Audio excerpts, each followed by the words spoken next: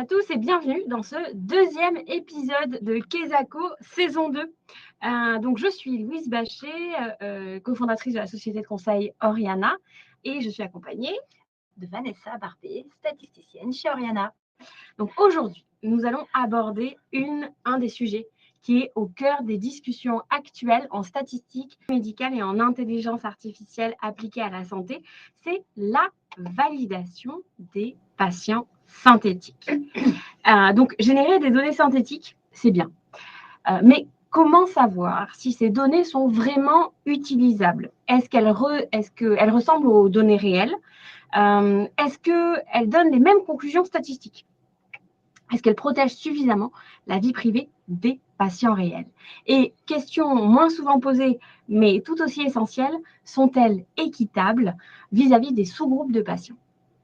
Ce sont exactement ces questions que nous allons explorer aujourd'hui à travers un panorama des métriques de validation pour proposer au final un framework.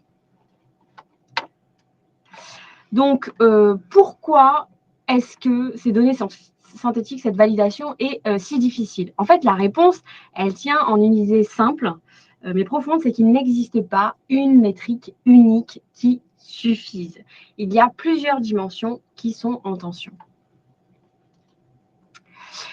Cette diapositive nous présente une des classifications des métriques possibles d'après les travaux de Nobani et collègues, qui a été déjà présentée au cours du précédent Kesako.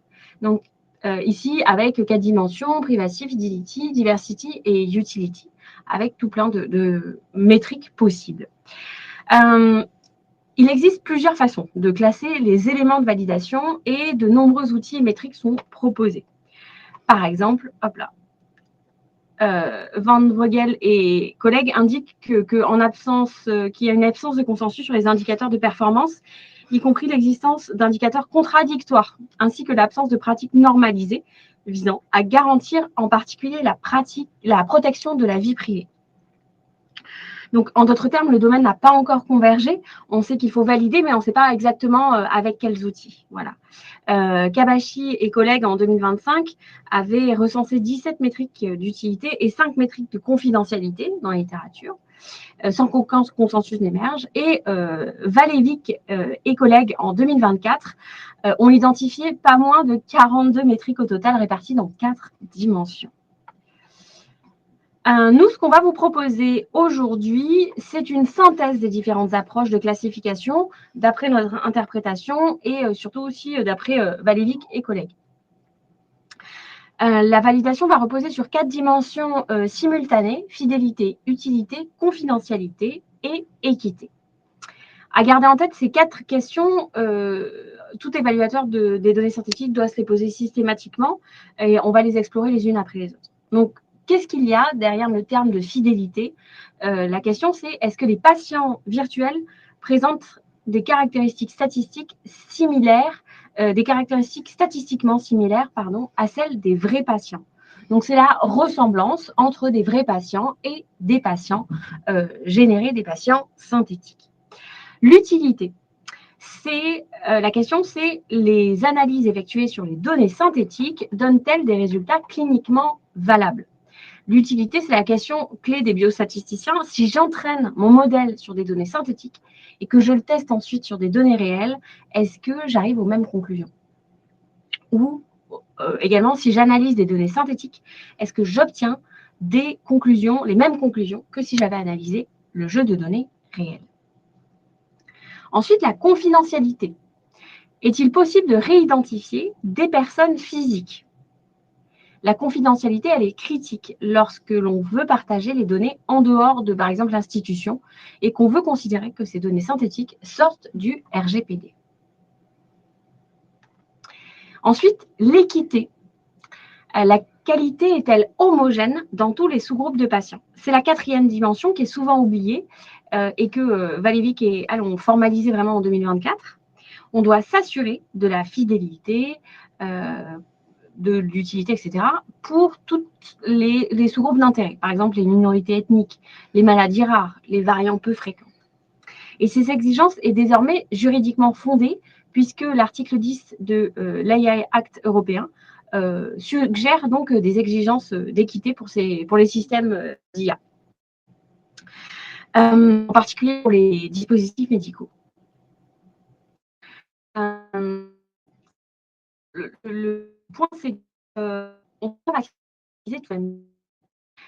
Ces dimensions sont souvent en tension les unes des autres. Par exemple, un modèle très fidèle aux données réelles risque de compromettre la confidentialité. Et un modèle très protecteur de la vie privée risque d'être moins utile sur le plan clinique.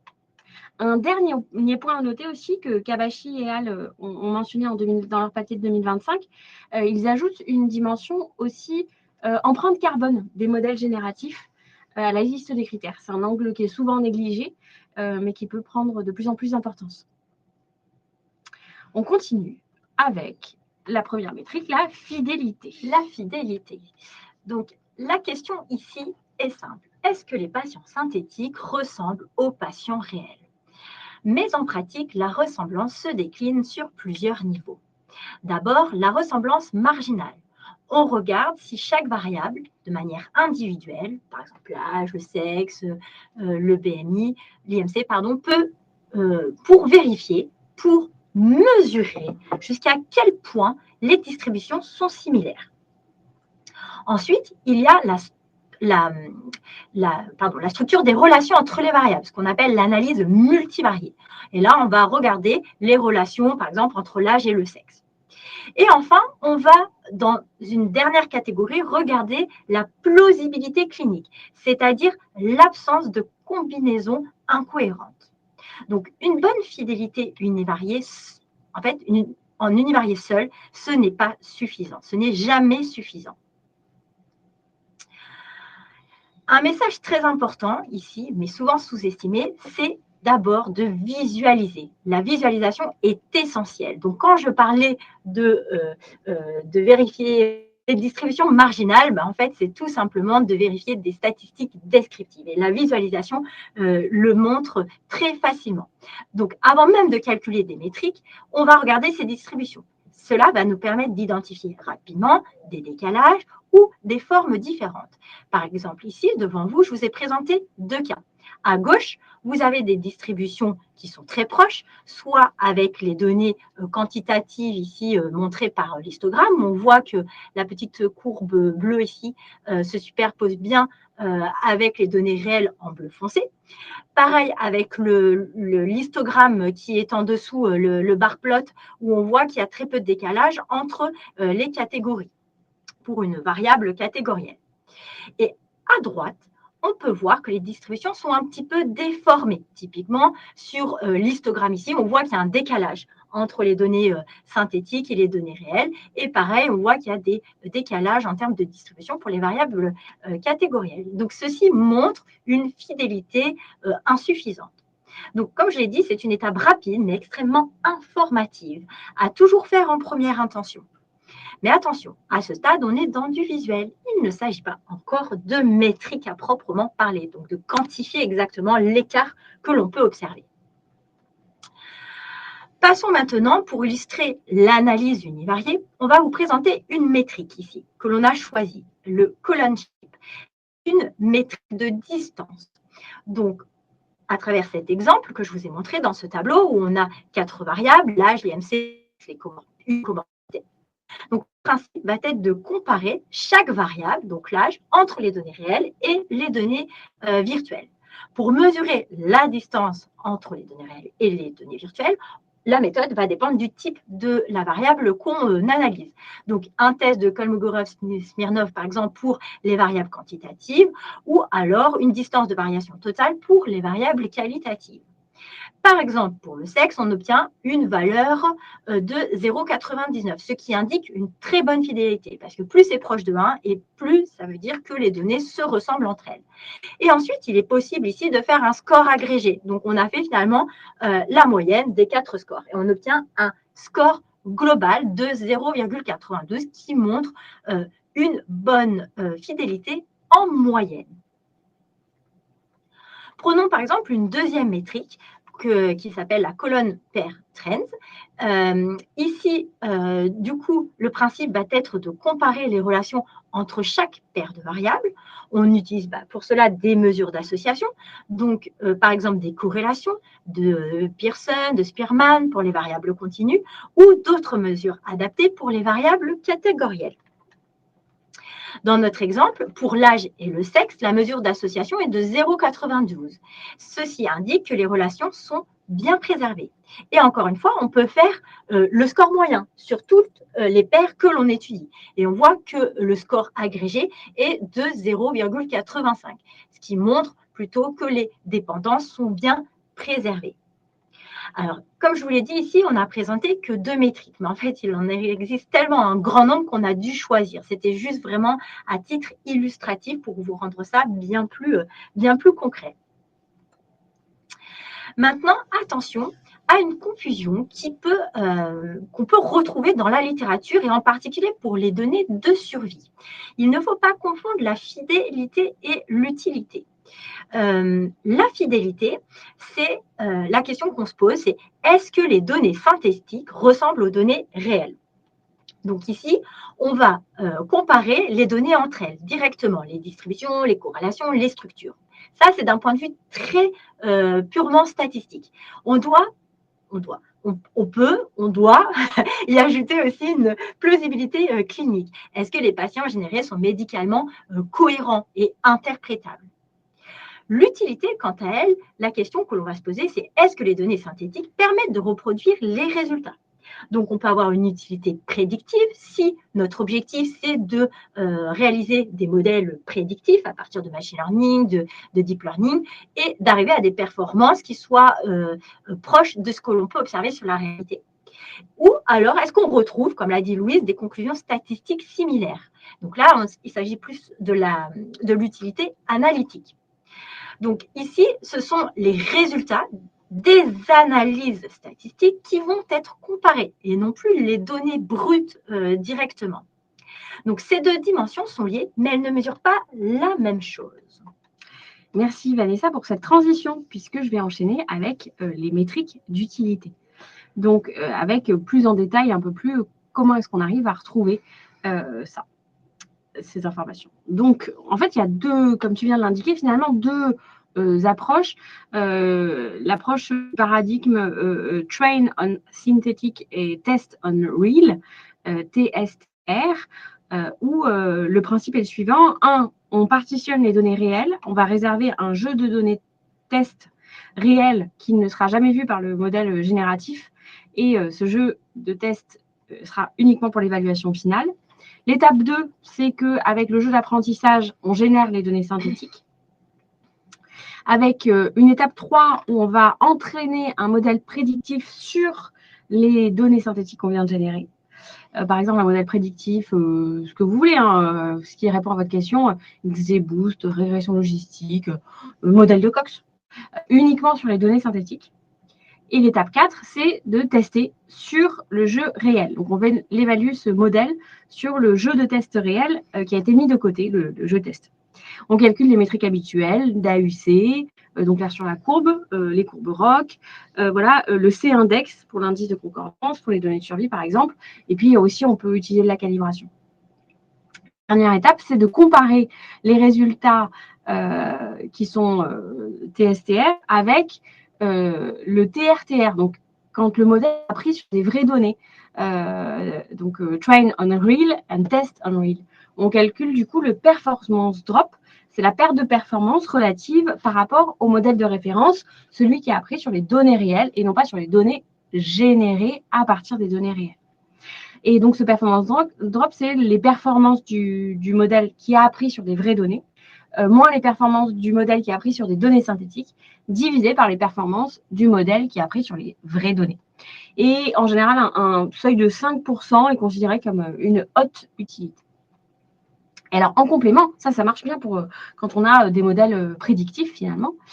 En complément de cette approche-là, on utilise également des métriques d'utilité plus ciblées, dites Narrow Utility Metrics, qui sont spécifiques à la question clinique. Donc, par exemple, ça va être la préservation du hazard ratio dans un modèle de Cox. On va recalculer aussi la puissance et le taux de couverture des intervalles de confiance sur les 100 échantillons synthétiques qui auront été générés. Donc, on va répliquer la génération des données synthétiques et réanalyser pour voir combien de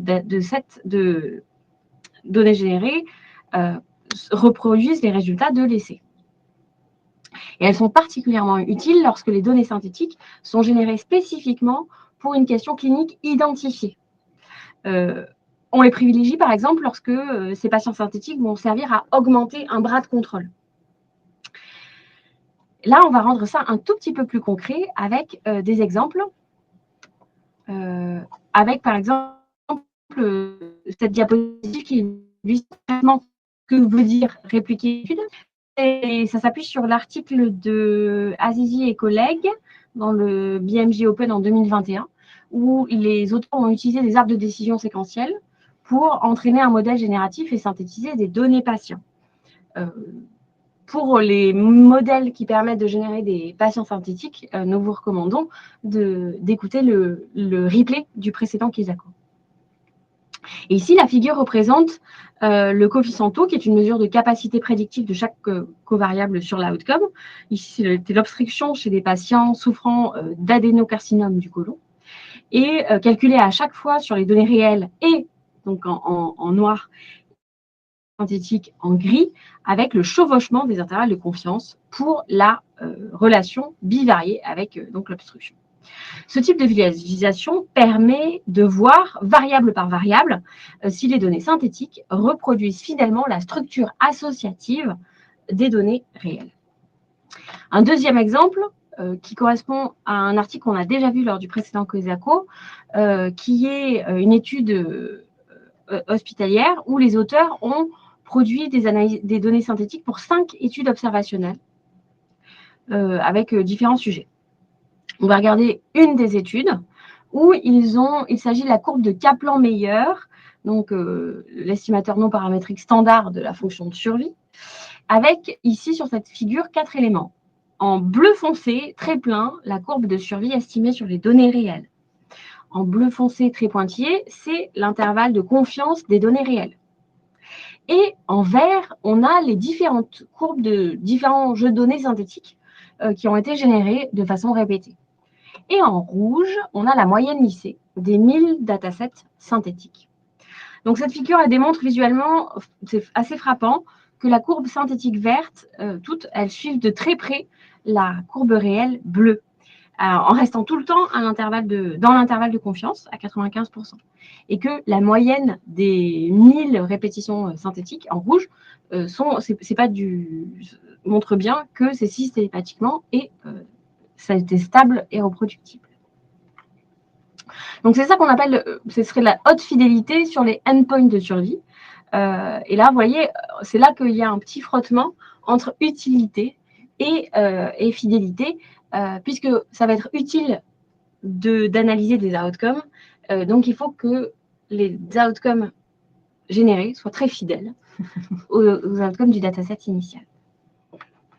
Alors, maintenant, passons à la suite. On va passer à la métrique de confidentialité. Donc, la promesse fondamentale des données synthétiques est de pouvoir être partagées sans exposer de vrais patients, de patients réels. Cependant, cette promesse n'est valable que si les données synthétiques ne révèlent aucune information sur les individus à partir desquels elles ont été générées. Donc, les métriques de confidentialité ont précisément pour objectif de vérifier cela. On va distinguer deux grandes familles. Alors, tout d'abord, les métriques basées sur la distance. Donc, un exemple de métrique basée sur la distance, c'est la Distance to Closest Record, le DCR. L'idée est simple. Pour chaque patient synthétique, on va mesurer la distance. Ici dans le petit schéma.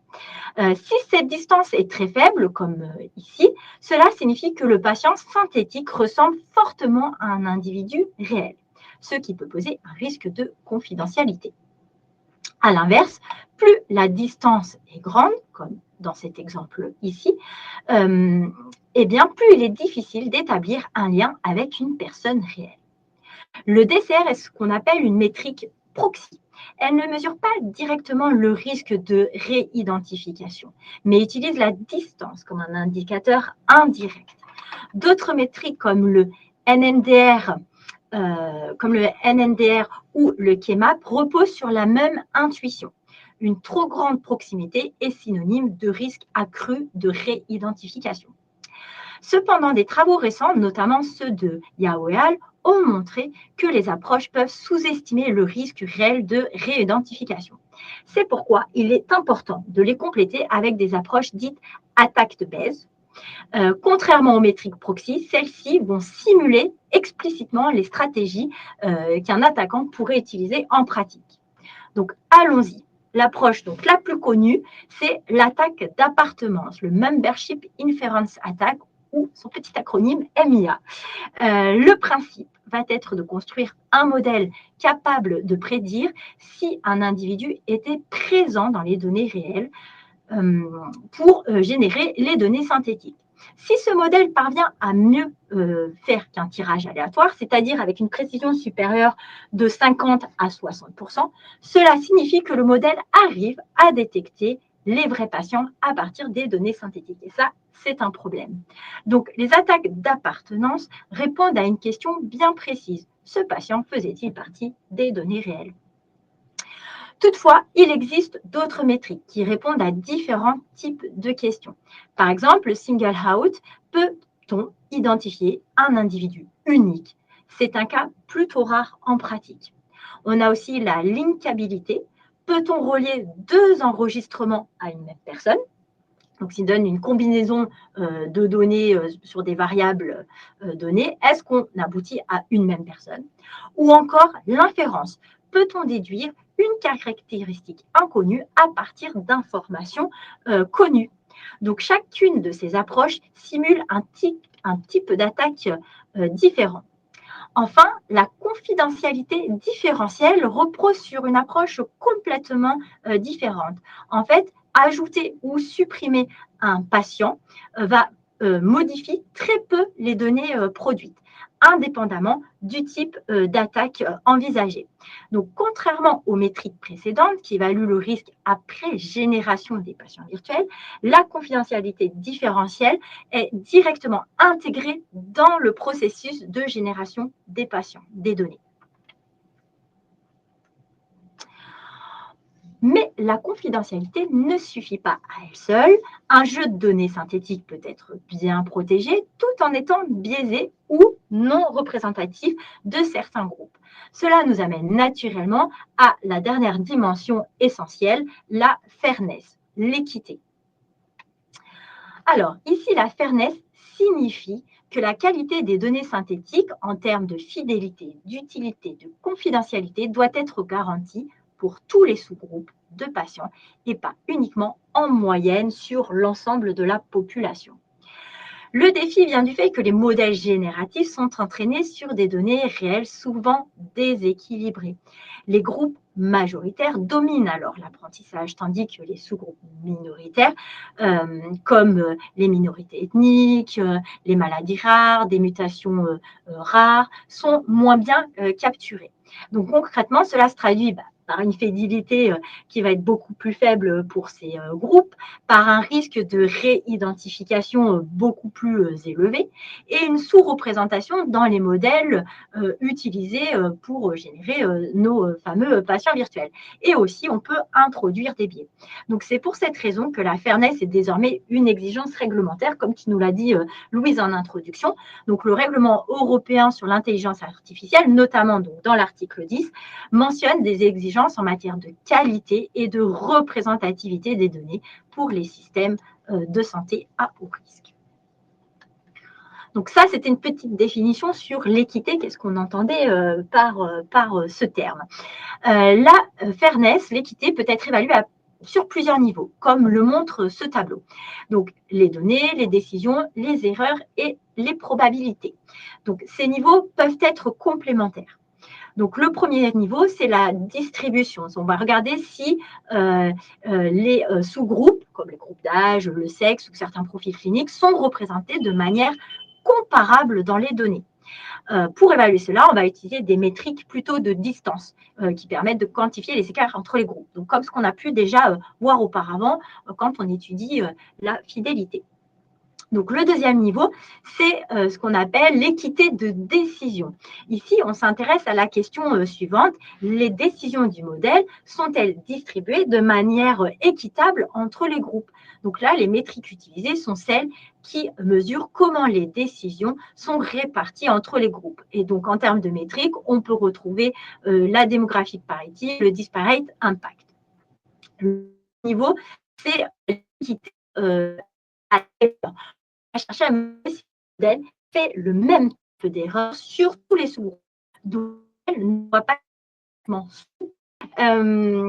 du coup, donc on a vu qu'il existe plusieurs notions d'équité, plusieurs niveaux. Mais en fait, si l'objectif est la reproduction de propriétés statistiques, donc vraiment à chercher à reproduire des analyses statistiques des données réelles, eh bien, on va plutôt privilégier l'équité de distribution et on ne va pas du tout s'intéresser aux autres équités. Et donc, tout dépend de l'objectif et tout dépend aussi de la population étudiée. Donc, si on continue sur l'équité, ce que je voulais vous montrer, c'est un des derniers articles, il est 2021, il n'est pas si récent que ça, mais c'est la log disparité, donc qui mesure l'équité avec la distance. Donc, le principe, ça va être de comparer les proportions d'un sous-groupe entre les données synthétiques et les données réelles, et on va appliquer une transformation logarithmique, donc pour faciliter l'interprétation. Et donc, 0, ça va être un équilibre parfait, et au-dessus, 0, ça va être une surreprésentation, et en dessous, ça va être une sous-représentation. Donc, si l'on revient à cet article qui a développé cette métrique de log disparity, on peut voir qu'il y a deux figures qui illustrent les résultats de log disparité, à la fois en univarié, donc grâce au tableau, et en multivarié grâce au sunburst. Donc, en univarié, on peut déjà voir des écarts de représentation pour certains sous-groupes, avec des cas de sur- ou sous-représentation. Mais ces écarts deviennent encore plus importants en multivarié lorsque l'on considère des combinaisons de variables. Et typiquement, ce qu'on discutait en interne, voilà, si on est une femme âgée entre 66 et 80 ans, d'ethnicité noire et qu'on étudie l'outcome de décès, eh bien, on peut voir qu'on est surreprésenté. Donc, cela montre que même si les données semblent globalement réalistes, des biais importants peuvent apparaître au niveau des sous-groupes, en particulier lorsque l'on regarde les interactions entre les variables. Juste à noter que ces auteurs ont aussi développé une métrique pour les données longitudinales de cette log disparité. Merci Vanessa. Donc, on n'a pas cherché à être exhaustive aujourd'hui, d'une part en l'absence de consensus et d'autre part car nous n'avions que 30 minutes. Donc, nous voici à la slide de synthèse de cet épisode. On va regarder une sorte de checklist opérationnelle si la prochaine fois vous voulez valider un jeu de données synthétiques. Donc, on va le parcourir ensemble. On a proposé 5 étapes. La première étape est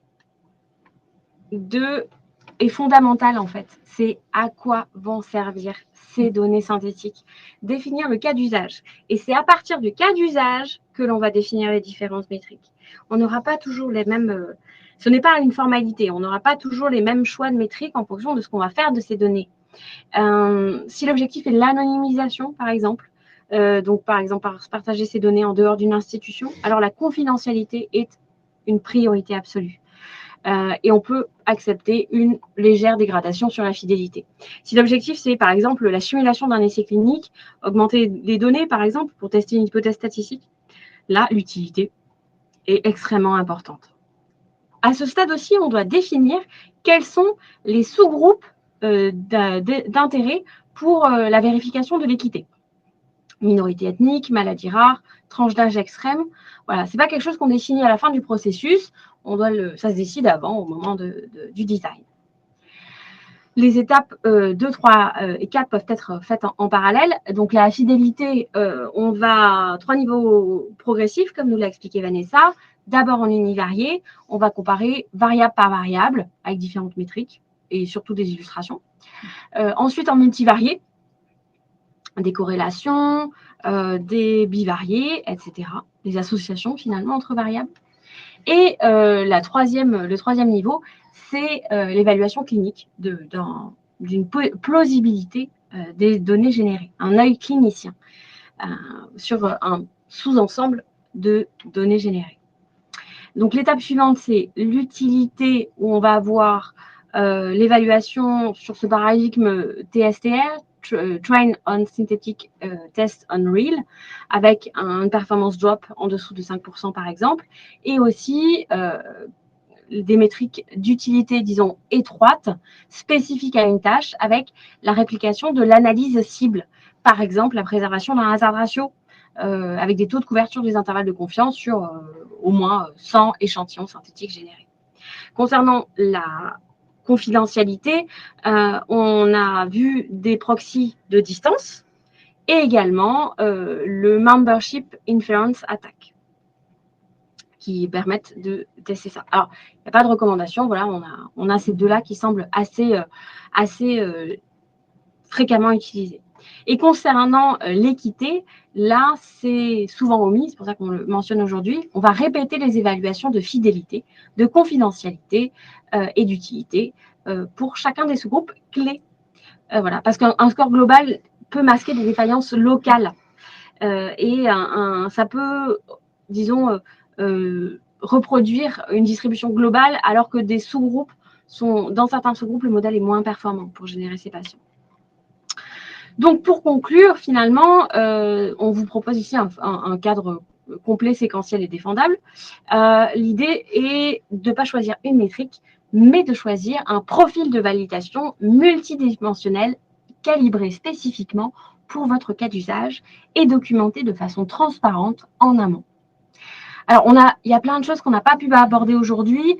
Ça dépend de la qualité des données pour apprendre, de la complexité du jeu de données, du nombre de patients, du nombre de variables, du nombre de patients générés. Donc, tout ça devra également, ces éléments aussi, on doit les actualiser parce que la littérature scientifique est très active. Et puis, l'arrivée prochaine aussi, on espère, de recommandations de sociétés savantes et d'autorités évaluatrices. Merci beaucoup de votre attention et nous sommes à votre disposition pour les questions. Oui, très intéressant. Alors, je partage un commentaire. Quelle est la question? Et après, il y a une question. En ce qui concerne l'utilité, il me semble que des critiques sont faites lorsqu'on split les données observées, car on perd de l'information pour entraîner le modèle. Est-ce qu'une alternative du type leave one out peut être utilisée? Et oui, là, on revient sur l'utilité prédictive, qu'en effet, il faut revenir sur toutes ces techniques de machine learning.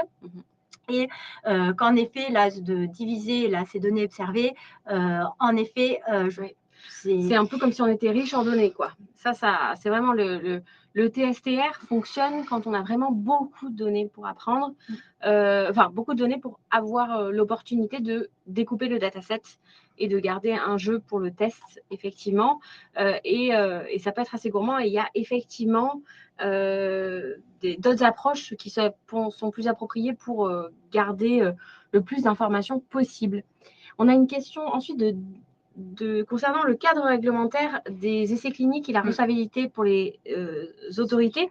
C'est un sujet qu'on a abordé lors du précédent KESACO et à ce jour, c'est uniquement l'objet de discussion en termes, ça peut être utilisé pas mal à des fins de développement, donc au cours du développement d'un médicament. Aujourd'hui, ça ne peut pas avoir de niveau de preuve suffisant pour une prise de décision, sauf cas très exceptionnels, par exemple dans les données pédiatriques où on aurait des résultats qui seraient plus des résultats de simulation de modèles PKPD, par exemple, qui sont historiquement un peu plus regardés par les autorités. Aujourd'hui, un essai augmenté par des données synthétiques, il faut des cas d'usage, des preuves de concept avant que ce soit accepté par les autorités dans le cadre d'une évaluation. Ça peut être très intéressant pour générer des nouvelles hypothèses, pour optimiser le développement des essais cliniques qui vont suivre, par exemple en réanalysant les données d'une phase 2 pour le design d'une phase 3. Mais à ce jour, dans le cadre réglementaire, c'est pas accepté. Nous avons une autre question. Comment concilier la distance pour anonymisation et fidélité? Compromis ou décision à faire selon les attendus? Donc, tu veux répondre peut-être? Oui. Je peux déjà donner un premier élément de réponse que, en fait, même si on a essayé de donner des définitions pour clarifier ces différentes dimensions, eh ben, en effet, il y a quand même un lien qui sont faits entre elles. Et typiquement, la distance pour anonymisation et fidélité, de faire la différence entre les deux, c'est pas si évident que ça, et que peut-être une métrique qu'on va choisir pour l'anonymisation, on va peut-être aussi la choisir pour la fidélité. Et c'est surtout par rapport à la balance qu'il peut y avoir entre anonymisation et fidélité. Des données extrêmement fidèles risquent de remettre en cause l'anonymisation et la privacy, la confidentialité. Donc cette décision, en fait, elle dépend du cas d'usage. Si l'objectif est de partager des données, l'anonymisation, la confidentialité est primordiale. Et donc, d'où notre proposition de workflow, où on définit d'emblée quelles sont nos priorités avec des seuils qu'on va définir en amont, en disant, voilà, il faut qu'on ait, sur les différentes métriques, on ait prévu déjà des seuils pour lesquels on va dire c'est OK, c'est pas OK. Et on va mettre le curseur pas au même endroit en fonction du cas d'usage. Voilà. S'agissant d'une évaluation d'une génération et non d'un générateur, est-il envisageable de générer des échantillons de données synthétiques jusqu'à obtenir une valeur optimale sur cette métrique et retenir la génération la plus intéressante? C'est une très très bonne question, effectivement, ça pourrait être envisagé. En fait, là, oui, parce qu'on a généré l'idée, on a montré par exemple qu'on allait regarder la moyenne de 1000 datasets générés avec ce générateur. Donc, c'est effectivement qu'on ne va pas valider un dataset, mais plusieurs datasets générés, donc plutôt un générateur. Et est-ce qu'on pourrait choisir le jeu de données simulé parce qu'il correspond? Je me demande, effectivement, ça pourrait correspondre à notre besoin. On trouverait le jeu de données généré on en générerait plein, on choisirait celui qui a les bonnes métriques, même si toutes les métriques ne pourraient pas être calculées, toutes celles qui sont faites sur des moyennes de datasets générés, par exemple, on oublie. Cela dit, j'ai peur que cela, mon point de vue très personnel, que cela pourrait entraîner de la confusion auprès des relecteurs, en disant qu'on a bidouillé, choisi le résultat qui nous intéressait. Voilà. Après, l'idée est intéressante, effectivement. Peut-être ça va être difficile de rendre ça systématique et transparent, mais à développer. Les relecteurs ne seront jamais. Ça pourrait être une approche, effectivement, dans cette configuration-là.